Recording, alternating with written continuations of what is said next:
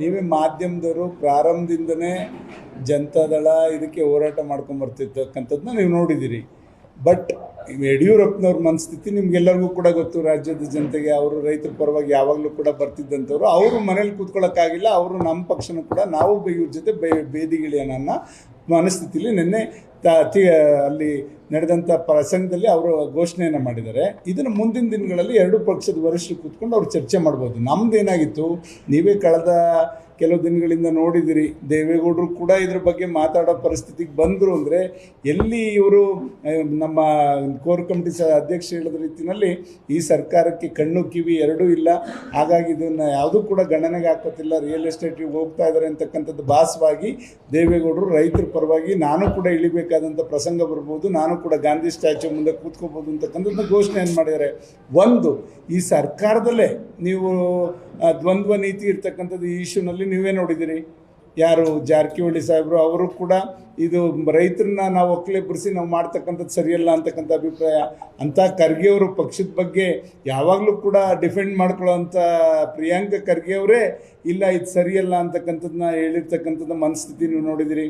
Doctor G Parameshwar ಅವರು ಉಪಮುಖ್ಯಮಂತ್ರಿಗಳು, ಅವರು ಮತ್ತು ಕಂದಾಯ ಸಚಿವರು ಕೂಡ ಅವರು ಕೂಡ ಹೇಳಿಕೆಯನ್ನು ನೀವೆಲ್ಲರೂ ಕೂಡ ನೋಡಿರೋದ್ರಿಂದ ಖಂಡಿತ ಇದು ಯಾರು ಪರವಾಗಿಲ್ಲ. ಇವರೊಬ್ಬರು ಇವ್ರ ಮಾತು, ಇವ್ರ ದಾಟಿ, ಇವ್ರು ನಡ್ಕೊಳ್ತಾ ಇರ್ತಕ್ಕಂಥ ರೀತಿ, ಹೊಸ ಮುಖ್ಯಮಂತ್ರಿಗಳು ಎಲ್ಲದೂ ಕೂಡ ಇದು ಒಂಥರ ರಿಯಲ್ ಎಸ್ಟೇಟ್ ರೀತಿಯಲ್ಲೇ ಇದೆ. ಯಾಕೆ ಇದನ್ನು ಹೇಳ್ತಾ ಇದ್ದೀನಿ ಅಂದರೆ, ಮೊನ್ನೆ ನೀವೇ ನೋಡಿದ್ರಿ, ಎಲ್ಲ ನೌಕರರನ್ನು ಕೂಡ ಇವತ್ತು ಕರೆಸ್ಬಿಟ್ಟು ಅವರೊಂದು ಸಮಾವೇಶ ಮಾಡೋವಂಥ ಸಂದರ್ಭದಲ್ಲಿ ಅವರು ಏನಿತ್ತು ಒಪ್ಪಂದಗಳೇನಿತ್ತು ನೀವೇ ನೋಡಿದ್ರಿ. ಅಗ್ರಿಮೆಂಟ್ ರೀತಿಯಲ್ಲೇ ಮಾತು ಅಂತಂದರೆ ಮಾತು ಎಲ್ಲಿದೆ ಅಂದರೆ ಅವ್ರದ್ದು ರಿಯಲ್ ಎಸ್ಟೇಟ್ ರೀತಿಯಲ್ಲೇ ಅಗ್ರಿಮೆಂಟ್ ಮಾಡೋ ರೀತಿಯಲ್ಲೇ ನಿಮ್ಮ ಒಪ್ಪಂದ 2028ಕ್ಕೆ ಹೆಂಗಿರಬೇಕು ಗೊತ್ತಾ?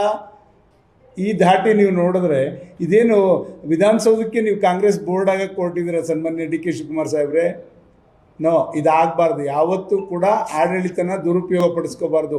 ನಿಮ್ಮ ಒಂದು ಕಾರ್ಯವೈಖರಿಯಿಂದ ಇವತ್ತು ಜನಗಳ ಅಭಿಪ್ರಾಯ ಮೂಡಬೇಕೇ ವಿನಃ ನೀವು ಈ ಥರ ನಾವು ಇದನ್ನು ಮಾಡಿಕೊಡ್ತೀವಿ, ನೀವು ನಮ್ಮ ಪರವಾಗಿ ನೀವು ಓಟ್ ಹಾಕಿದ್ರೆ ಅನ್ನೋ ರೀತಿಗೆ ನೇರವಾಗಿ ನೀವು ಭಾಷಣ ಮಾಡ್ತೀರಿ. ಉಪಮುಖ್ಯಮಂತ್ರಿಗಳು ಸಾಕ್ಷಿಗೆ ಕೆಲವು ಸ್ವಾಮೀಜಿಗಳು ಕುಂಡಿಸ್ಕೊಂಡು ಅಂದರೆ ಇದು ಯಾವ ವಿಪರ್ಯಾಸ ಅಲ್ವಾ? ರಾಜ್ಯನ ಯಾವ ಕಡೆ ಕೊಂಡೊಯ್ತಾ ಇದ್ದೀವಿ ನಾವೆಲ್ಲ ಸೇರಿಕೊಂಡು? ಎಲ್ಲಿ ಇದು ಆಡಳಿತನ ನಾವು ಸದೃಢವಾಗಿ ಕೊಡ್ಲಿಕ್ಕೆ ಸಾಧ್ಯ ಆಗುತ್ತೆ ಇವ್ರ ಕೈಲಿ?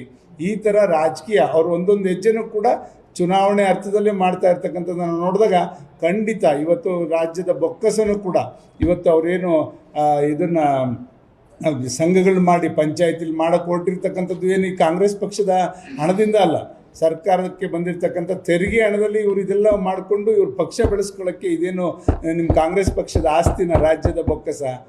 ದಯಮಾಡಿ ಇದೆಲ್ಲದೂ ಕೂಡ ಕಡಿವಾಣ ಹಾಕಬೇಕು. ಇದಕ್ಕೆ ಚುನಾವಣಾ ಅಧಿಕಾರಿಗಳಾಗ್ಬೋದು, ಘನತೆವೆತ್ತ ರಾಜ್ಯಪಾಲರಾಗ್ಬೋದು ಮಧ್ಯ ಬಂದು ಇದನ್ನು ಸರಿಪಡಿಸ್ತಕ್ಕಂಥ ಕೆಲಸ ಆಗಬೇಕು.